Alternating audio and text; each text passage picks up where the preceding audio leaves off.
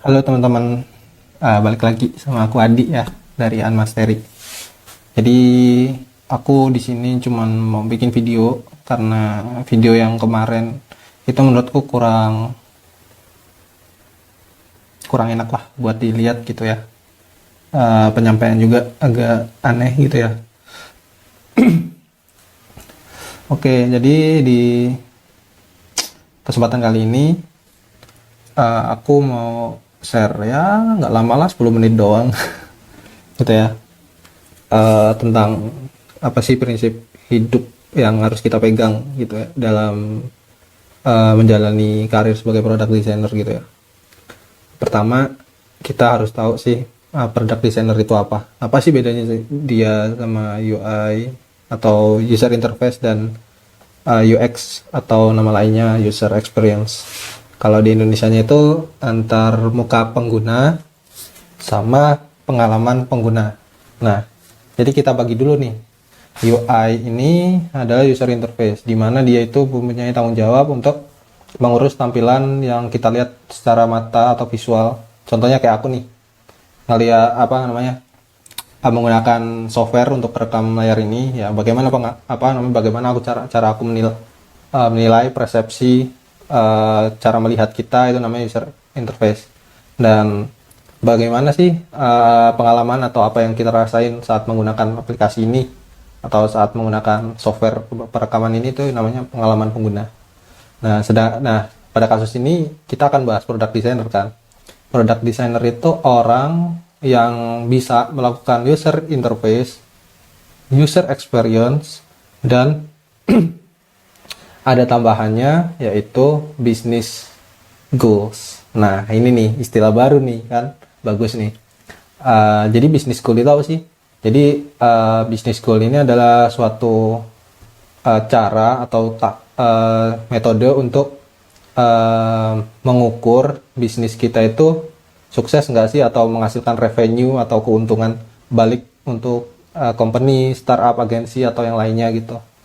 Nah, di satu sisi, ketika kita mengutamakan user dan kita selalu memberikan kenyamanan untuk user, keloyalitasan, kayak banyak benefit-benefit, dan kita tidak memperhatikan suatu bisnis, maka bisnis ini bisa ada kemungkinannya untuk collapse, atau dalam kata lainnya itu bangkrut. Tapi jika kita fokusnya ke bisnis saja,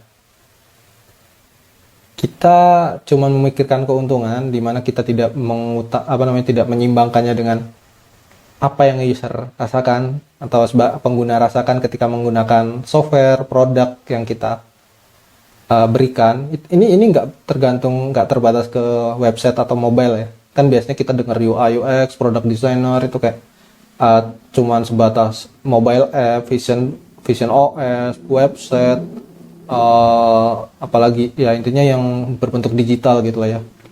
Tapi jauh lebih dari itu.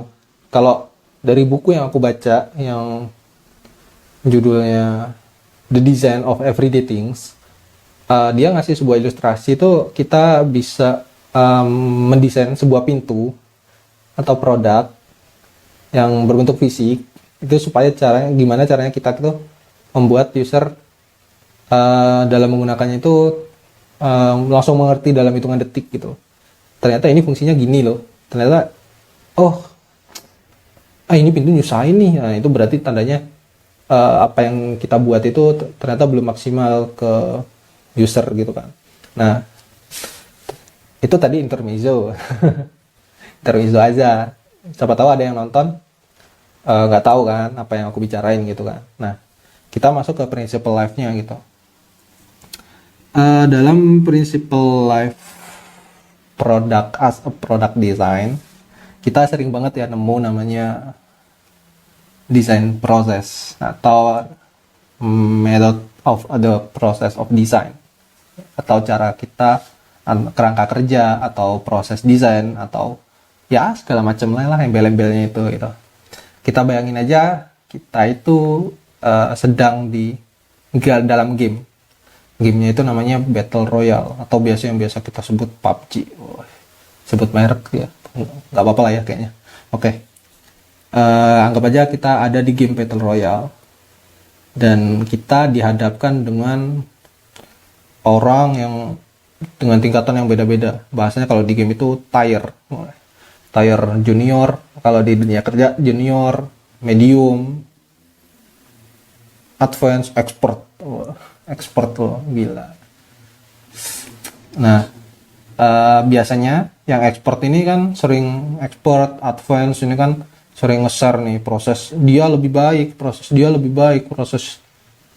aku yang ini nih efektif nih ini. Terus apa sih gimana cara ngerespon kita sebagai yang junior sama intermediate ya gitu kan. Di dalam battle royale itu kita itu kan harus punya satu cara untuk bertahan hidup ya. Ibaratnya kayak dalam dunia dalam dunia produk desain itu kita harus punya suatu proses sendiri. Walaupun di nyatanya kita sering kenal ada 5 proses ya. Design thinking, design sprint, user centric design, terus human centric design, sama satu lagi itu lupa aku satunya. Pokoknya ada 5 ya. Bisa cek di IG ku aja, ada tuh penjelasannya lengkap. Tapi prakteknya belum ada, nanti aku coba bikin videonya kali ya. Nah, design thinking, nah itu satu lagi lupa, baru inget. Nah, terus gimana sih cara kita itu menilai atau melihat suatu proses itu efektif dan efisien gitu kan? Satu kata kuncinya, mudah, tidak memakan waktu, dan efektif. Kenapa kok harus gitu sih bang? Ya karena kita itu sering kali ya lihat di sosial media pekerja, atau LinkedIn biar keren. LinkedIn banyak nih orang yang tiap harinya itu pasti ada yang share study case, project case, ya terus ya mungkin ada yang dari bootcamp atau dari workshop atau segala macamnya bakal pasti mau nggak mau ikut suatu proses yang diajarin sama expert atau advance di tempat itu, ibaratnya kayak training ground. Nah, kalau di game battle royale gitu kan, mau nggak mau kita kayak ngikutin metode yang dia bikin.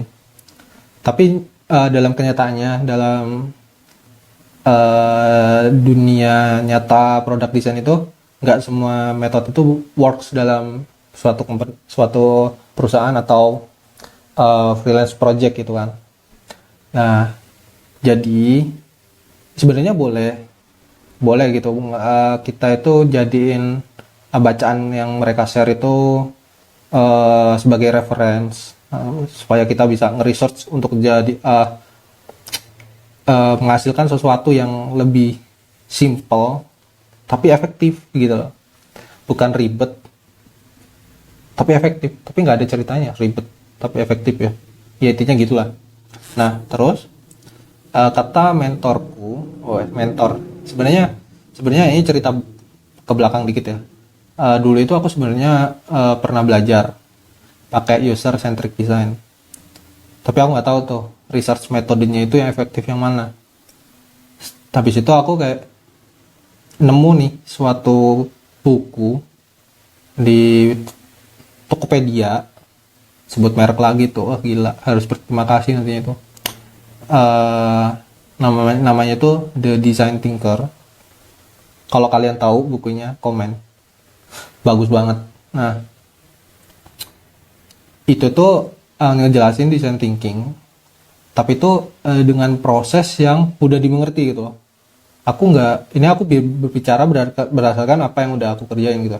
Aku punya 3 project case, 4, 5 malah 5. 1 pakai user centric design, 1 pakai design sprint, 3-nya pakai design thinking. Dan aku tahu itu karena aku sudah mempraktekannya gitu loh. Udah nerapin hal itu di project case yang aku bikin. Dulu waktu aku pertama kali magang ya di Australia remote, ada satu kata-kata ya dari temanku ya yang sampai sekarang aku masih ingat.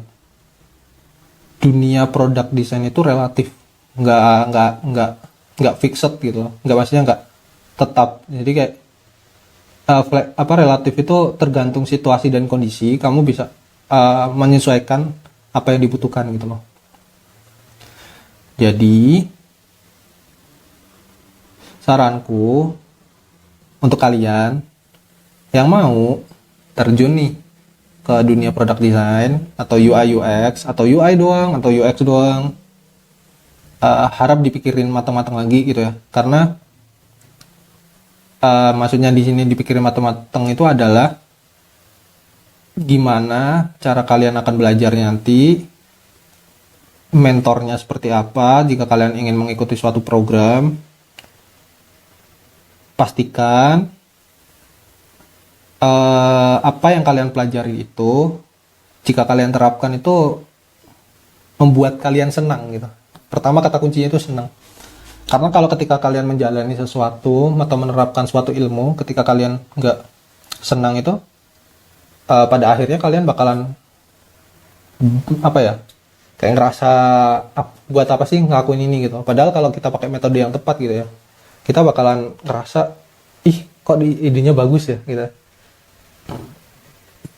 Padahal ya sebenarnya emang cara kitanya aja yang salah dalam menilai suatu permasalahan gitu kan. Nah, jadi balik lagi ke hubungannya sama game Battle Royale. Kenapa aku